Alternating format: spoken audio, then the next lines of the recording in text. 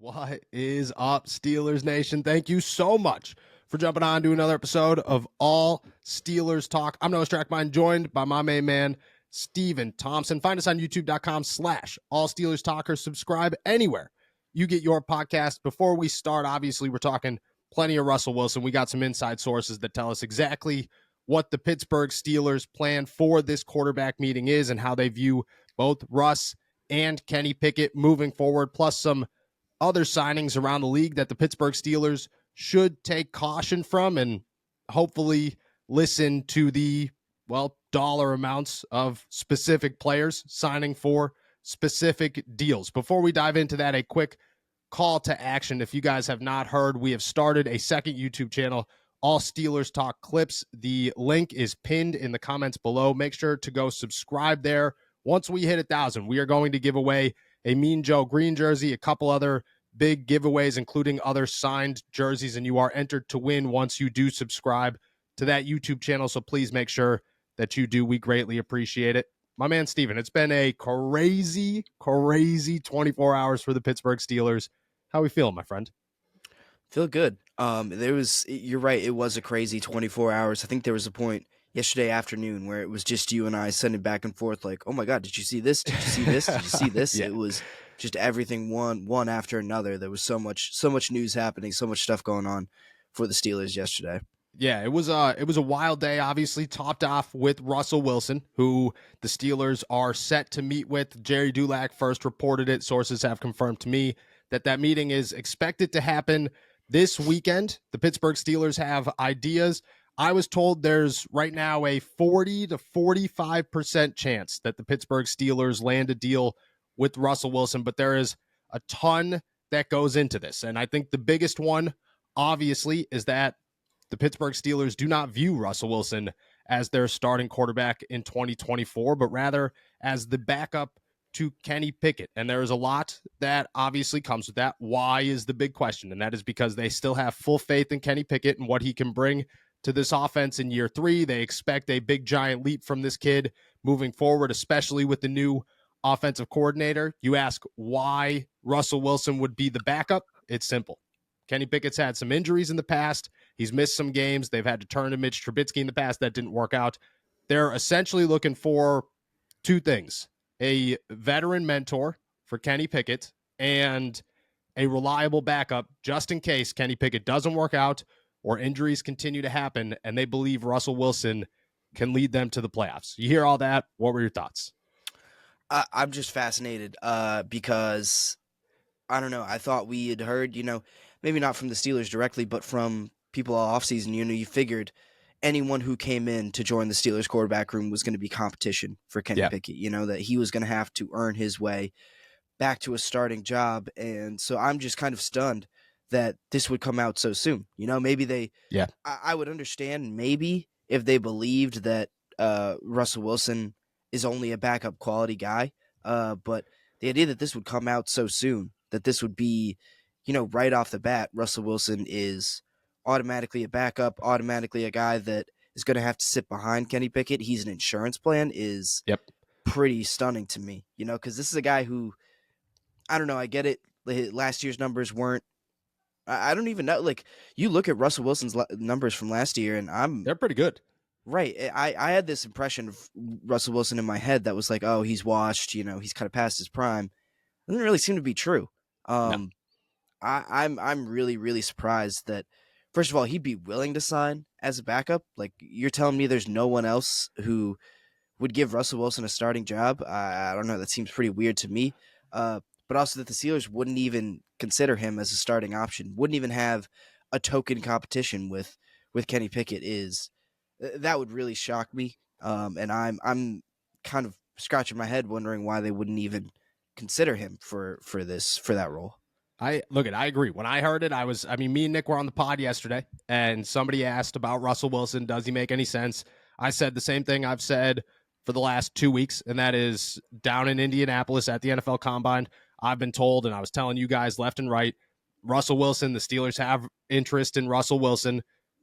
And then I laughed. I actually laughed on the podcast when somebody said, or when it came out of my mouth, that they view him as a veteran leader, as a mentor to Kenny Pickett or whoever. Because my first thought is, I mean, like, Russ is doing high knees on the plane and he's got his own office and there's all this crazy stuff. And apparently, from what I've been told, they're not worried about that. None of that is, or most of that is overblown or definitely exaggerated by hearsay or the media or whoever. And people in Denver view Russell Wilson as a quality guy, a beloved teammate, and definitely a leader.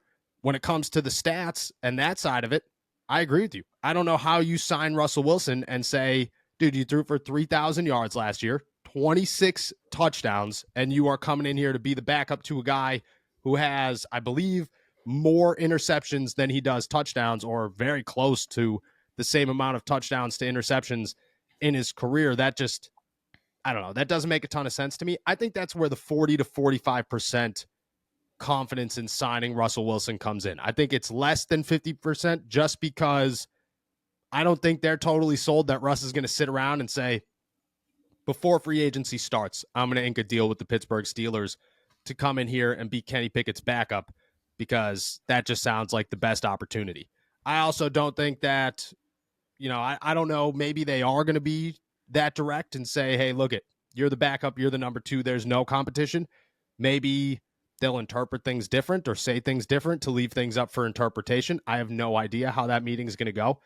I just know how they view him. And I mean, I think it's stunning. I think my second question here, when I heard all this, and conversation was, it was deep enough, but there are parts and pieces that you learn, and there are parts and pieces that you don't learn. And it's that, what was the view on Mason Rudolph? If Mason Rudolph comes back, which, I mean, it sounds as if the optimism of Mason Rudolph returning to the Pittsburgh Steelers is narrowing or dimming.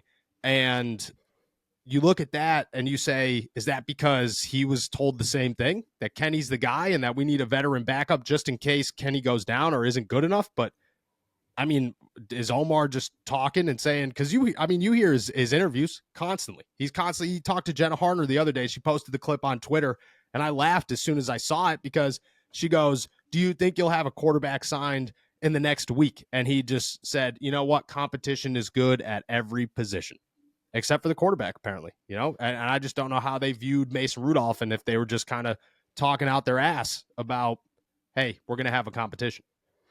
Well, it makes me wonder how long Kenny Pickett's leash is. Yeah, true. Sign Russell Wilson as a backup, and what would it take for Wilson to be considered as an option? Is True. it only an injury? Is it only if Kenny Pickett's unable to go, or is it, Kenny Pickett has looked, subpar in this game and that game and this, that, and the other. So let's bring in Russell Wilson. It's that's the part that's interesting to me. It's like, what would it take to see Wilson in a game and to see True. him leap over Kenny Pickett? Because if he's there just as insurance, if he's there to be a Mitch Trubisky, quite honestly, I feel like that's a waste of resources. That's a waste of his talents. I agree. What's the difference? If you're, I mean, I get it. Like, the exact words to me were, they believe Russell Wilson could be a guy that could lead this team to the postseason if he's called upon. But what would be if you're hoping Kenny Pickett works out, what would be the difference between him or a Ryan Tannehill or Mason Rudolph? I get, like, Mitch Trubisky isn't going to lead you to the postseason. We understand that one. But I believe there's enough confidence in the rest of these guys that maybe they could lead. Like, why is your bar so high for a backup quarterback? You're spot on with the leash thing. Like, I just don't.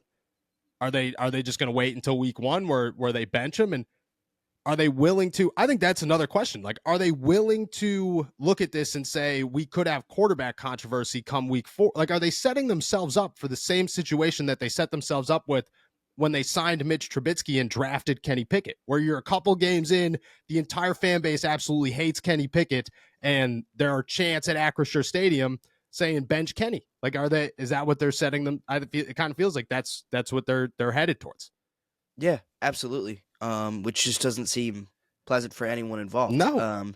And it's like, are we going to be sitting at training camp and we're going to see that Wilson? I mean, this is all, this is hypotheticals, but it's just, I don't know. Like, you don't want to count out Kenny Pickett just yet, but Exactly. it's just, if that is your plan, if your plan is Russell Wilson as a backup to Kenny Pickett, I wonder what they see in Kenny Pickett right now that makes them so confident that he is the surefire starting guy versus, what makes you what would knock them off of that confidence.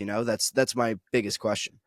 Guys, we have gear, new merchandise from AST to Mooth, Bleed Black and Gold, Kenny to George, and plenty of others now at our new website, blackandgoldapparel.com. And the coolest part, 50% of all profits at our store go to UPMC Children's Hospital here in Pittsburgh to make sure that we are giving back. We can't thank you guys enough, and we want to show you guys how thankful and how grateful we are for everything by making sure that we do our part to make the community here in Pittsburgh better.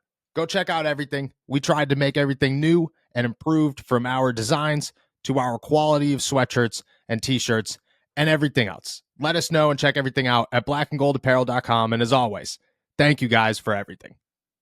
And like you said, training camp. Remember, I mean, you could go back to Mitch Trubisky's first season with the Pittsburgh Steelers. He threw 2 passes and somebody yelled from the stands, like they just started booing. Like Steelers fans aren't going to hold back. Nobody's going to hold back and say, hey, look at Kenny. We're going to give Kenny a full season. We're going to see what happens.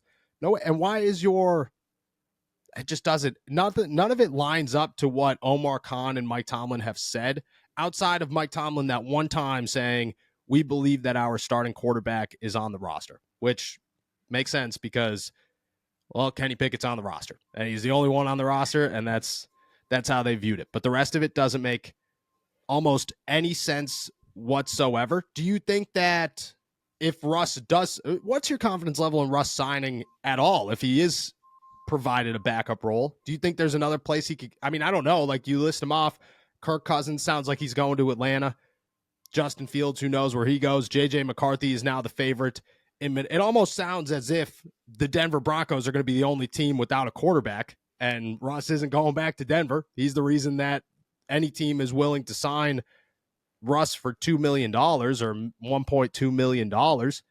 Maybe that's the case. Like, maybe they just kind of view it. Maybe both sides view it as there's not going to be another option, and maybe Russ is just looking at it going, I got a pretty good idea that Kenny Pickett isn't going to work out.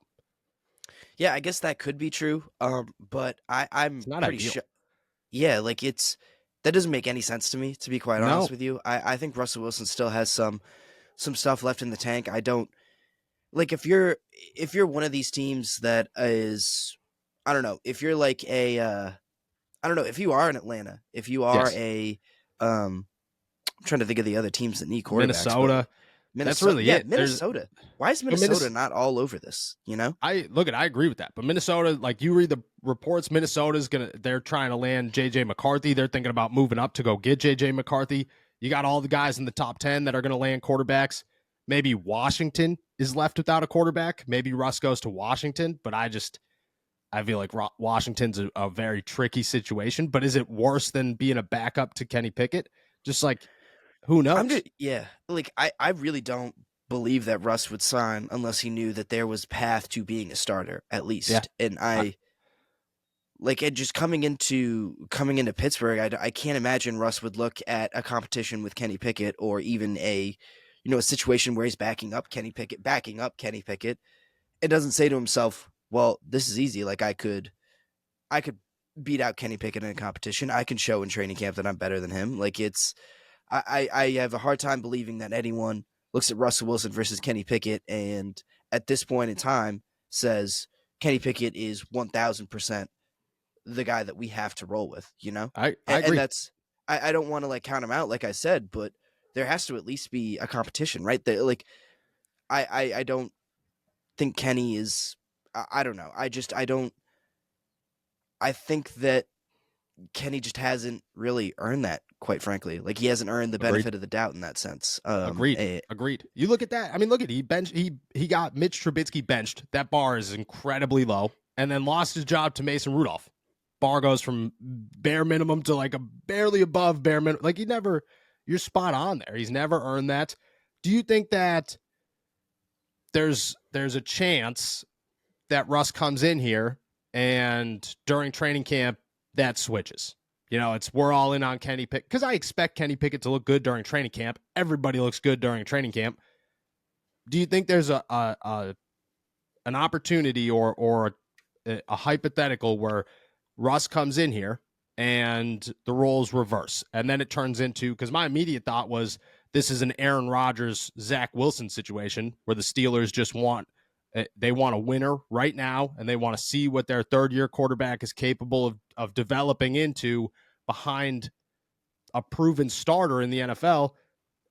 I mean, do you think there's a chance that that switches? Like, if he does come in here, do you think that the Steelers can deny? And do you think that the Steelers would deny? Because that's two totally different questions. Knowing who Mike Tomlin is and knowing how the general public would react to a situation, do you think there's the chance that that could switch once they are here? I don't think it would happen in training camp. I think they would give Kenny, looks during the regular season before they said Yeah. anything definite about what he can or can't do or what his status with the team is. Yeah, I think they would want to see it during the regular season because, like you said, the preseason training camp, it can all be kind of a misnomer. Yes. You can, I mean, we thought this offense was going to be the second coming. Yeah, I was going to say, Kenny Pickett looked like a superstar in the preseason. Right, and so I think with that in mind, they're going to take everything good and bad during the preseason with a massive, massive, massive grain of salt. No one is going to earn or lose anything. I think during training camp, things are going to be much more scrutinized, but there's also going to be a sense of, well, we're going to make some quick decisions during the regular season. We're not going to let things get off the rails as quickly as we did last year. What's your confidence level in Kenny Pickett right now as we currently stand? I don't know how to really word that, but it's not necessarily that high. I don't know. Like it's not low either. It's just very, you got to prove something, it's not like, I think you can win with Kenny Pickett. I'll put it that way. I think you can win at the level that the Steelers want to win at with Kenny Pickett. What level is that? Do you looking Super Bowl or you looking winning like season? win multiple games in the playoffs. I think you can do that. Okay. I think that's possible. I think that's possible, but it's a ceiling that Kenny's got to reach, or it's a level that Kenny's got to reach. I won't necessarily say it's a ceiling either. Yeah. I think I do kind of subscribe to the idea that we haven't seen all of Kenny Pickett yet. We've seen him in a bad scheme, with an imperfect roster, with as he's dealt with a couple injuries. Like it hasn't always been smooth sailing. So I think I don't think it's ridiculous to say, okay, Kenny is theoretically in a better situation now. He's got some more support around him. Let's see what he can do in that situation. And before we really sink him. And I think that's about where I'm at. Okay. I think I agree. I don't think we've seen the most of Kenny Pickett. I'm very worried that the parts that are bad about Kenny Pickett, the missing open wide receivers, the almost afraid to stand in the pocket, I'm nervous that those things don't ever go away. I think winning wise, he could do a lot more with a better play caller, and he's going to get a better play caller. I think he could do a lot more. If the running game is as good in week 1 as it is in week 17, which hasn't been the case the last 2 years, I think that if that's the case, he could improve. I don't know where the ceiling is. I agree with you. I don't think I'm all out on him, but I still don't think I hold him to the bar of Russell Wilson. But apparently the Pittsburgh Steelers do. That is what we hear so far. There will be a lot more that comes from this story. Like over the weekend, they are expected to meet. I would expect us to come in here on Monday, sit down, have a podcast, and talk about how that meeting went, what we're hearing, and whether or not the Pittsburgh Steelers sound like they're going to sign Russell Wilson or not sign Russell Wilson. There's a lot of craziness. Good. Do you think if a deal gets done that it gets done quickly, or do you think Wilson's going to kind of explore his options a little bit more? No, I think a deal gets done quickly. I think within, I would say free agency opens on Wednesday. I would say by Wednesday, whether or not Russell Wilson's going to come to Pittsburgh. And I think it goes both ways. Like, I'm not going to say he's going to sign elsewhere by Wednesday. I'm just saying that you have an idea of whether or not Russell Wilson's going to end up in Pittsburgh or not in Pittsburgh by Wednesday. I would think that's when that's going to happen. Yeah, I guess there's a reason why the Steelers are kind of, I think they're the only team reported to have a meeting with Wilson at all. They seem to be the only team interested, period. That's what I'm saying. I just don't. I think it might come down to circumstance and people just being like, we don't really want Russ right now, which is wild to me. But Yeah. if that's the case, the Steelers might it might be the Justin Fields situation in a different aspect of just look, we could use a third round pick on Justin Fields, or we could just sign Russell Wilson for no money and see if that works out. And honestly, I think I'm okay with both of those because neither of them cost you much at all. But as a backup, that's just wild. But again, we'll find out. I would expect Wednesday. I would say Wednesday is my expectation on when we know whether or not Russell Wilson's going to be a Pittsburgh Steeler, and then things get super, super crazy. All right, let's talk about other free agency signings. Kevin Dotson. Shout out to our boy Kevin Dotson. First off, let me say two things. Kevin Dotson, good dude, super good dude. One of the nicest guys in the Pittsburgh Steelers locker room when he was there. Super helpful to the media. Just an all-around good teammate. Always pleasant to speak to. Didn't really work out in the city of Pittsburgh. Goes to LA, traded for a fourth and a fifth round pick. But I mean, the Steelers, you look at that trade and you kind of forget that the Steelers also gave up a fifth and a sixth round pick. So essentially didn't get much at all for Kevin Dotson. He goes to LA, one season in LA. He earns a 3-year, $48 million deal with $32 million guaranteed. Shout out him. He had the greatest tweet of all time, sending out, "My girl is a doctor." And I was like, wow, dude, this guy's a savage. I love him. A cautionary tale for the Pittsburgh Steelers. You look at this and say he didn't work out in Pittsburgh. Everybody knows there were a ton of penalties, just can never get seemingly the mental side of it down when it came to the adjustment from the right side to the left side in Pittsburgh from college. Goes to LA, goes back to the right side, explodes, becomes this big giant thing. You look at the Steelers' offensive line. James Daniels has changed positions in Pittsburgh. Broderick Jones has changed positions in Pittsburgh. Dan Moore Jr.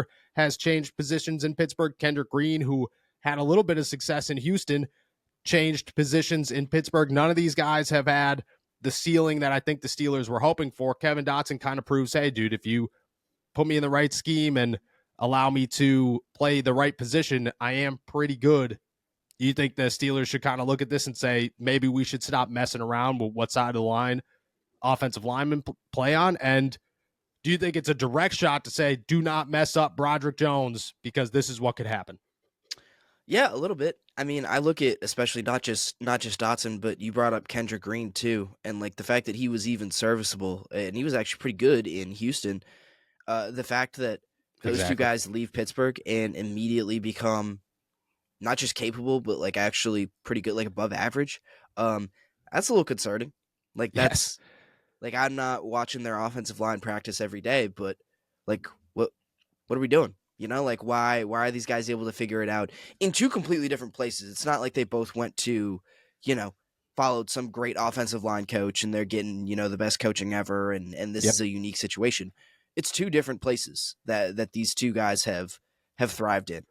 So I'm a little concerned. I do kind of take it as a bit of a cautionary tale, I guess, but more just have some urgency in getting Broderick Jones to his natural position. It seems like right now it's just like, oh, well, he's fine at right tackle, so we'll just leave him there. And I don't know if fine should be your bar, like you've upgraded a bunch of other positions on the offensive line, and like I think Dan Moore is fine, but we're at the point with the Steelers, and we've talked about it with the quarterback situation. And I think you got to apply it to the rest of the roster too, where fine isn't good enough. Like we're at fine, and we're trying to get better than fine. So you gotta find those small ways to upgrade everything. And I think one of those small ways is that you get Broderick Jones into the position that he actually plays, which is left tackle. And Omar Khan has said this guy's a left tackle. He's going to be a left tackle soon, but like, how soon is that? Like how soon are we actually going to put this move into place? That's my big question. I agree. I 100% agree. You have a top tier talent, a dude that you have a lot of faith in, that you view as your franchise left tackle, and he's playing right tackle, and he could play another season of right tackle, and that's very concerning. Like, don't wait around. Don't wait for this guy to struggle, because it's not like Broderick Jones was like the greatest right tackle in the world last year. He had his mistakes. He had really bad block attempts. There were moments where you were like, okay, Broderick Jones he's obviously an upgrade over Chuks Okorafor, but he's not the bar or the superstar that I think his bar or his ceiling could get him to. And I don't think he's going to get there at right tackle. And you can't mess around with that. You can't look at it and say, this dude could play wherever we put him because he's an offensive lineman. It is the hardest position. The offensive line is the hardest position to switch sides at, hands down. There, you could go anywhere else on a football field and try to figure it out. But you go to the offensive line and you switch sides, it's like trying to throw a football with your left hand. It's not going to happen naturally. They might be able to adjust a bit better than most positions, but you got to be better than that. And I think the Steelers have this crazy notion where they're just like even with the Nate Herbig thing and the James Daniels thing, it's like, well, we have center capable guys. Why not just go get a center? Why not just go get somebody who plays center? Why not get have someone guards? whose job it is to do this? Yeah, exactly. Like there are guys have played one position for years and they've become so good at it that they're in the NFL. They have become so gifted at that one position that they have made it to the highest level of that position. And then the Pittsburgh Steelers have this thing where they go, yeah, we can move them. That's, it's no big deal. We'll just start them from scratch and they'll figure it out. And then a couple of years in, because that's the thing with Broderick Jones, is the longer you keep him at right tackle, the more comfortable he's going to get at right tackle. Then you're going to switch him to the left side and say, hey, hope this works out. Hope you could adjust back to the left side of the offensive line after you completely switched your brain to play right tackle. It is the worst idea. And Kevin Dotson is a prime example of why you cannot do it anymore. Yeah, it's like, oh, you spent your first 3 years learning right tackle. You know how tough that was your first 3 years in the league. Yeah. You want to do it all over again on the left side? Like, yeah, doesn't make any sense to me. I think there needs to be a real kind of sense of urgency about it. Yes. Like not a this is something we can do down the line. It's got to happen pretty immediately, which throws off a little bit my notion that they are going to reach for a corner or a center in the first round of the NFL draft. Like, I think the easiest solution is for them to draft a guy that is capable of playing right tackle so that Broderick can move over. But who knows? Like, who knows who's going to fall? Like, who's going to be available?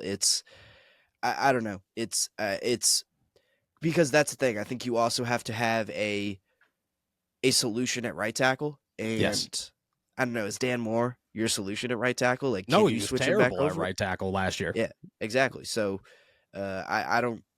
You got to find something. You got to find a solution, and you got to find someone who's ready to go right away.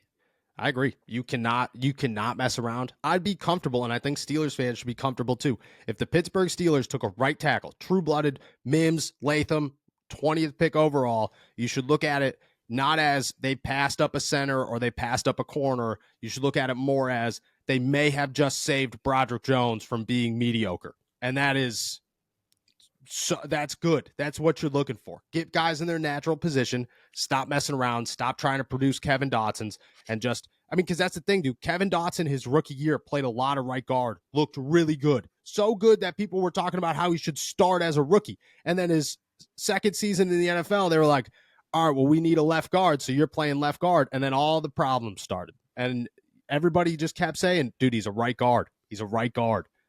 It's not that easy. And I think the Steelers have to learn from this and view it and say, they'll come up with some excuse, you know what I mean? Or they'll completely ignore it. But they should look at it and say, we cannot mess this up twice. And hopefully they use it as a cautionary tale. I don't think that they will. But if you're a Steelers fan, you should be pushing for them to not mess it up again with some younger guys and just let it be. Nate Herbig included. Stop messing with just let him play guard. Isaac Seumalo's 30 years old, about to be 31 years old. You don't know how long you got him for. If Nate Herbig's your next guard because he's only 25 years old, don't move him to center and then move him back to guard. Just let him produce as a guard and let him learn there. Yeah, I think versatility is something that you hear college coaches talk a lot about and something that they value in like guys. College that coaches and Mike Tomlin. Nobody talks about it more than college coaches and Mike Tomlin. And I feel like at the NFL level, like, I don't know, we don't really do this with wide receivers. Like, we don't really do this with, I don't even know what a comparable position, like linebackers or safeties or corners. Like, this kind of same thing doesn't really happen. Or defensive linemen, like, doesn't happen at any other position. But for some reason, we think, offensive linemen, once they get to the NFL, once they've played a certain position for years and years and years, mastered their craft in a certain sense, that they can just move around and it'll be exactly the same. Like that Yep. stuff doesn't happen. Just doesn't happen even for the best players. That's funny because it's true. Like guys move to so many positions at so many different positions in college. The one position that does not change positions ever in college are the offensive linemen. And then they get to Pittsburgh and it's like, all right, man, Nick Herbig is only an edge rusher. He's never going to play off ball linebacker. But Broderick Jones, man, we might switch. We might just see where he works. We're just going to test them all and see what position is best. It's not the way to go about it. It's definitely not the way to go about it. Hopefully they use it as cautionary tale. We'll see. The NFL draft and free agency starts Monday. So I'm sure that we'll get some answer somewhere of how the Pittsburgh Steelers are proceeding. With that, we're heading out of here. Thank you guys so much for jumping on to another episode of All Steelers Talk. Once again, make sure to check that pinned tweet in our comments to go subscribe to our other YouTube channel where we will post all of our clips. These are our shorter videos where we kind of break everything into sections, allow you guys to not have to sit through a 30-minute podcast, but instead check everything out on your own time and get a little bit of a deeper dive into certain sections that you feel are the most fascinating. And again, you're entered to win a Mean Joe Green jersey on top of a couple other signed jerseys that we are in the process of picking out right now. Subscribe anywhere you get your podcast. Check our main YouTube channel out at youtube.com/allsteelerstalk and find all of our work at allsteelers.com and our pick coverage at insidethepanthers.com. Enjoy another beautiful day in the Berg. Peace.